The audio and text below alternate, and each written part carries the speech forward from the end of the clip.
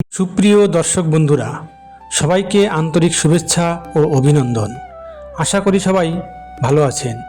বন্ধুরা, আমাদের জীবনে অনেক সময় এমন মুহূর্ত আসে যখন চারদিক থেকে বিপদ, ভয়, চাপ সব একসঙ্গে এসে দাঁড়ায়, ঠিক যেন পথ হারিয়ে ফেলি। কিন্তু মনে রাখবেন, যে মানুষ নিজের লক্ষ্যে অবিচল থাকে তার পথ শেষ পর্যন্ত নিজেই পরিষ্কার হয়ে যায়। আজ ঠিক এমনই একটি গল্প বলি। একটি ঘন বনে একটি শান্ত স্বভাবের হরিণ বাস করত। সে খুব ভীতু ছিল, অল্প শব্দ হলেই চমকে উঠত। একদিন প্রচণ্ড রোদে তৃষ্ণায় তার গলা শুকিয়ে যাচ্ছিল। তাই সে ধীরে ধীরে হাঁটতে হাঁটতে বনের এক নির্জন পুকুরের ধারে গেল জল খেতে। পুকুরে জলের স্বচ্ছতায় নিজের ছায়া দেখেই সে প্রথমে একটু থমকে দাঁড়ালো, কারণ চারদিকে যেন অশান্তি ও বিপদের গন্ধ। হঠাৎ সে বুঝতে পারল, বাম দিকের ঝোপে লুকিয়ে আছে একটি বাঘ, ডান দিকে গাছের উপর বসে আছে একটি ক্ষুধার্ত চিতা, সামনে কচুরিপানার নিচে অপেক্ষা করছে একটি কুমির। এ যেন তিন দিক থেকে মৃত্যু তাকে ঘিরে ফেলেছে। হরিণটি ভয়ে জমে গেল, তার চোখ ঝাপসা হয়ে এলো। এবার বোধহয় বাঁচব না।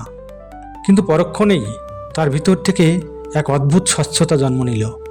হরিণ ভাবল, মরণ যখন নিশ্চিত, তাহলে অন্তত এই শেষবারের মতো একটু জল খেয়ে নিই।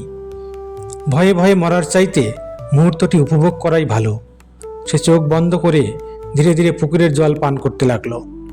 ঠিক তখনই বাম দিকের ঝোপে থাকা বাঘটির পাশ দিয়ে একটি বুনো শূকর ছুটে গেল। আসলে এক শিকারী শূকরটি ধরার জন্য এগিয়ে আসছিল। শূকরটি বিপদের গন্ধ পেয়ে গর্জন করে দৌড় দিচ্ছিল। শূকরের আকস্মিক দৌড় ও গর্জনের শব্দে বাঘটি চমকে উঠল। বাঘের স্বভাবই হলো, যে শিকার সহজে পাওয়া যায় তাকে আগে ধরার সুযোগ নেয়। শূকরটি যেহেতু সামনে দিয়েই পালাচ্ছে, বাঘটি ভাবল এই শিকারটা এখনই ধরা যাবে।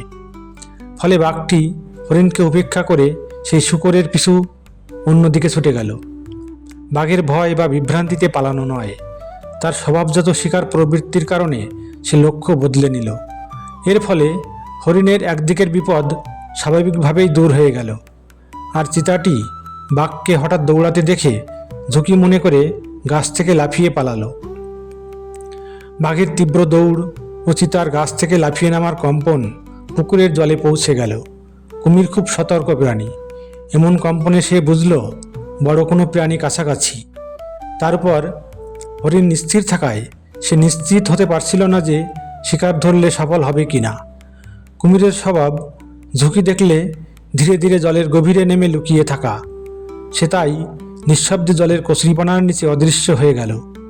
কয়েক মুহূর্ত পর হরিণ যখন মাথা তুলল, বাঘ নেই, চিতা নেই, কুমিরও নেই, চারপাশ একদম শান্ত। সে অবাক হয়ে বুঝল তার নিজের মনোযোগই তাকে বাঁচিয়েছে। যদি সে ভয় পেয়ে দৌড়াতো, তাহলে তিনটির মধ্যেই কেউ না কেউ তাকে পাকড়াও করত। কিন্তু স্থির থাকা, শান্ত থাকা এবং এই মুহূর্তে যা করার সে কাজেই মনোযোগ দেওয়া, এই গুণই তাকে মৃত্যুর মুখ থেকে ফিরিয়ে আনলো। বন্ধুরা, আমাদের জীবনে যখন চারদিকের সমস্যা, ভয় ও চাপ আমাদেরকে ঘিরে ধরে, তখন আমরা সাধারণত ভয় পেয়ে দৌড়াই, বিচলিত হই আর নিজের পথ হারাই। কিন্তু সত্যিটা হলো, ভয় কখনো সমস্যাকে ছোট করে না, বরং আরও বড় করে তোলে।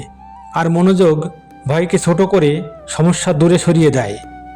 হরিণের মতো আমরাও যদি নিজের কাজেই মনোযোগ ধরে রাখি, পরিস্থিতিকে ঠান্ডা মাথায় দেখি, অযথা দৌড়দৌড়ি বা মানসিক অস্থিরতা না করি, তাহলে অনেক বিপদই নিজে থেকেই দূরে সরে যায়। পথ পরিষ্কার হয়, সমাধান সামনে এসে দাঁড়ায়। কাজে মনোযোগ মানেই বিঘ্নকে পরাজিত করা, স্থিরতা মানেই সমস্যার উপর জয়ের প্রথম ধাপ।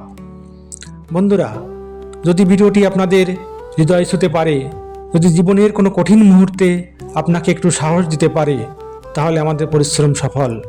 আপনারা পাশে থাকলেই আমরা থাকব। আর আপনাদের প্রতিটি লাইক, কমেন্ট, শেয়ার, সাবস্ক্রাইব আমাদের কাছে শুধু ক্লিক নয়, এগুলো আমাদের জন্য আশীর্বাদের মতো। দেখা হবে পরবর্তী ভিডিওতে। ততক্ষণ পর্যন্ত সংযুক্ত থাকুন, অনুপ্রাণিত থাকুন আর প্রতিদিন নিজের মধ্যে নতুন দিশা খুঁজে নিন। ধন্যবাদ।